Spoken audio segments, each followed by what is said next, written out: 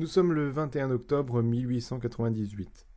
La nuit tombe, Elgar est de retour à la maison où l'attend sa femme. Comme tous les jours, il lui annonce son arrivée en sifflant ceci. Ce soir, il est très fatigué. Il a passé la journée à donner des cours de violon à Worcester, la ville où il réside.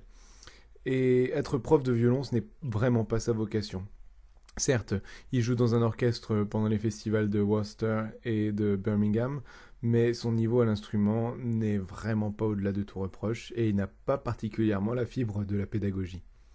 Pourtant, ça fait maintenant des années qu'il enseigne en attendant des jours meilleurs. Le problème, c'est que ces jours meilleurs tardent vraiment à venir et Elgar commence vraiment à douter qu'ils arrivent un jour. Lui, ce qu'il voudrait serait pouvoir gagner sa vie décemment par la composition. Il y a ça dans le sang. Le virus l'a pris à l'âge de 10 ans et il ne l'a plus quitté. Composer est devenu sa raison d'être. Malheureusement, ses œuvres ne semblent pas intéresser grand monde. Il y a bien une exception, ce sont ses œuvres chorales qu'il écrit pour le grand festival choral des Midlands, le Three Choirs Festival. Un festival d'une longévité incroyable puisqu'il a connu sa première édition en 1715 et qu'il ne s'est jamais interrompu depuis. Les cantates et oratorios qu'il écrit pour le festival connaissent toujours un franc succès, ce qui lui confère une certaine renommée au niveau régional. Mais Elgar en veut plus. Il en a assez qu'on ne parle de lui qu'une fois par an à l'occasion du festival. Il veut faire partie des compositeurs qui comptent en Angleterre. Ça fait des années qu'il se bat, et là, il a presque épuisé son lot de patience et de ténacité. Heureusement, sa femme Alice est là pour le soutenir, sinon ça fait bien longtemps qu'il aurait baissé les bras. Il se dit que les cours de violon lui auront au moins permis cela, de rencontrer celle qui est devenue son épouse. Il se souvient de leur rencontre 13 ans plus tôt. Au départ, il l'avait pris pour une élève de plus, une fille de bonne famille dont les parents voulaient qu'elle apprenne un instrument de musique, comme le font toutes les filles de bonne famille. Mais rapidement, il a compris qu'elle serait plus que cela. Qu'elle soit de 8 ans son aînée n'était pas un obstacle. Mais c'est vrai que là aussi, il a dû nager contre le courant quand ils se sont mariés sans le consentement des parents d'Alice, qui n'ont jamais accepté que leur fille fasse sa vie avec un musicien inconnu et catholique qui plus est. Il est fort regrettable qu'ils soient allés jusqu'à la déshériter, parce que le couple aurait aujourd'hui bien besoin de leur argent pour s'en tirer.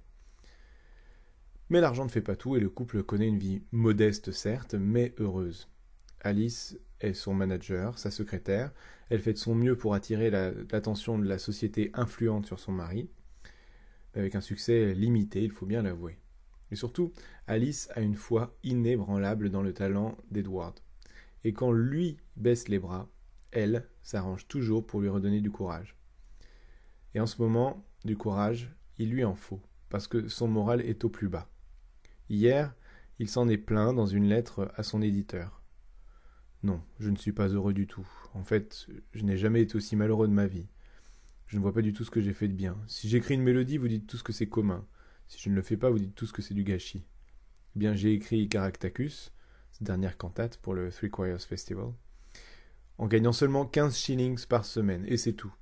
Maintenant, on me demande d'écrire une petite œuvre facile pour la société chorale de Birmingham. Mais j'étouffe. Non, merci. Plus de musique pour moi à présent. Je ne vois pas. Je dois trouver le moyen de gagner de l'argent, et ce n'est pas de cette manière que j'arriverai même à gagner de quoi vivre décemment. Je vous le dis, je suis fatigué de tout cela. Pourquoi ne puis-je pas être encouragé à faire des choses décentes, et non pas m'abaisser à la trivialité? Bien à vous, Edward Elgar. Ce soir du 21 octobre 1898, Elgar est donc très las. Il se voit condamné à gagner sa vie comme prof de violon. Il dîne avec Alice et après le dîner, il allume un cigare et il part jouer quelques notes au piano, comme il le fait souvent pour se détendre lorsque sa journée a été rude. Pour Elgar, le piano n'est pas vraiment un instrument de travail. Il ne compose pas au piano. Il laisse simplement aller ses doigts et son imagination.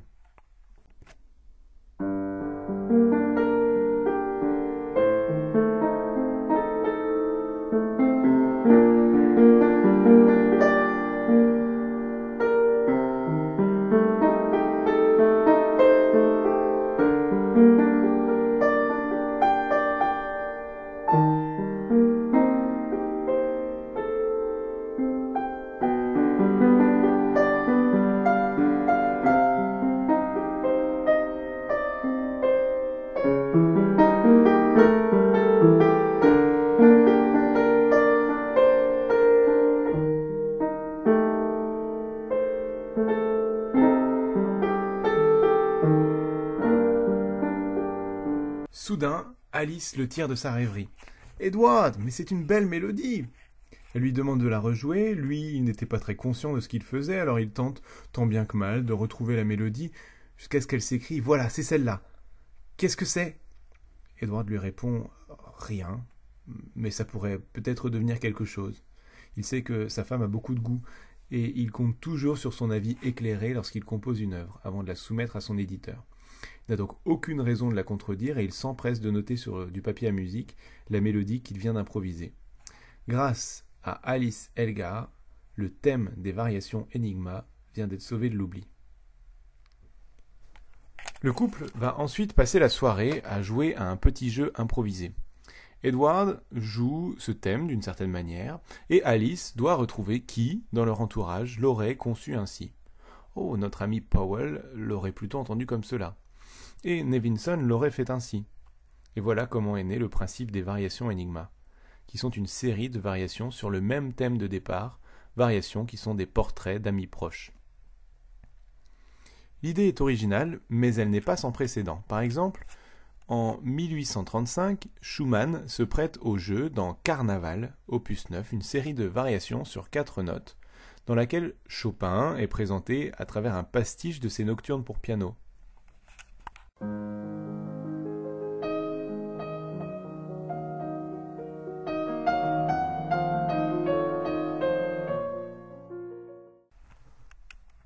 Paganini, le virtuose du violon, devient le temps d'un instant virtuose au piano.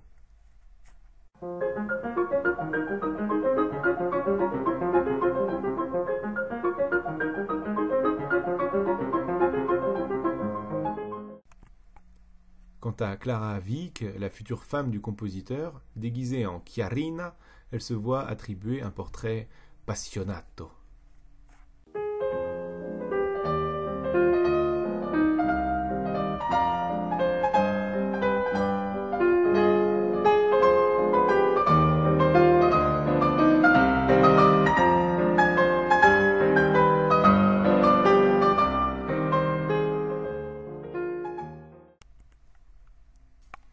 Plus près d'Elgar, il y a Tchaïkovski qui, en 1882, écrit un trio avec piano à la mémoire d'un grand artiste, Nikolai Rubinstein, en dressant le portrait sous la forme d'un thème et variation qui éclaire les différents angles de sa personnalité. Il est frappant de voir que quand le portrait musical a été abordé par les compositeurs, c'est toujours sous la forme d'un thème et variation, qu'il s'agisse de décrire différents aspects d'une même personne, comme chez Tchaïkovski, ou de donner à un même thème différents éclairages en fonction des différents portraits, comme chez Schumann, et donc comme chez Elgar. En quelques semaines, Elgar jette donc sur le papier le résultat du jeu qu'il a fait avec sa femme durant la soirée du 21 octobre 1898, et ce qui était un thème et variation au piano devient les variations pour orchestre opus 36. Quel est l'instrumentarium dont on a besoin ici pour jouer cette œuvre ? On a affaire à un orchestre aux dimensions limitées, mais après tout, vaut mieux une bonne qualité qu'une grande quantité. Nous avons donc 5 percussions, la caisse claire, les cymbales, le triangle, les timbales, la grosse caisse. Des cuivres, en nombre honorable, 4 corps, 3 trompettes, 3 trombones, 1 tuba.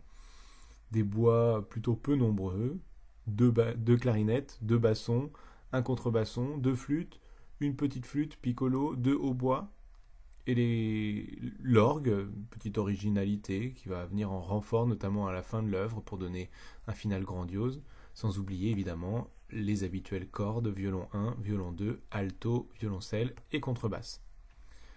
Grâce à cette première œuvre d'envergure pour orchestre, Elgar connaîtra enfin une grande renommée dans tout le pays.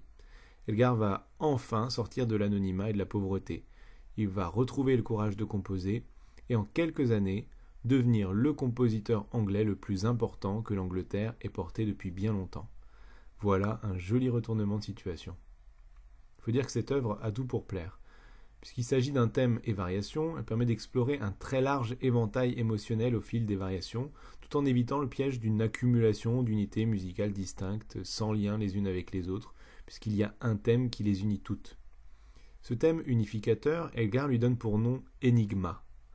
Et c'est là un autre attrait de l'œuvre, c'est son côté ludique, qu'on retrouve dans des titres de variations qui sont tantôt des lettres, tantôt des noms énigmatiques. Quand il s'agit de lettres, sont le plus souvent les initiales de la personne décrite dans la variation, reste à trouver de qui il s'agit, et quand c'est un nom, comme Nimrod, Dorabella, il s'agit d'un surnom. Il y a donc dans cette œuvre autant de nourriture pour l'oreille que pour les méninges. Et même si l'auditeur ne connaît pas les personnes décrites d'une variation à l'autre, il peut s'amuser à chercher quels sont les traits de caractère qui définissent chaque personne, voire même à identifier la variation qui pourrait être son propre portrait. Je vous propose donc de chercher dans l'œuvre quelle est votre variation. Mais commençons par le thème Enigma, que nous écouterons dans la prochaine vidéo.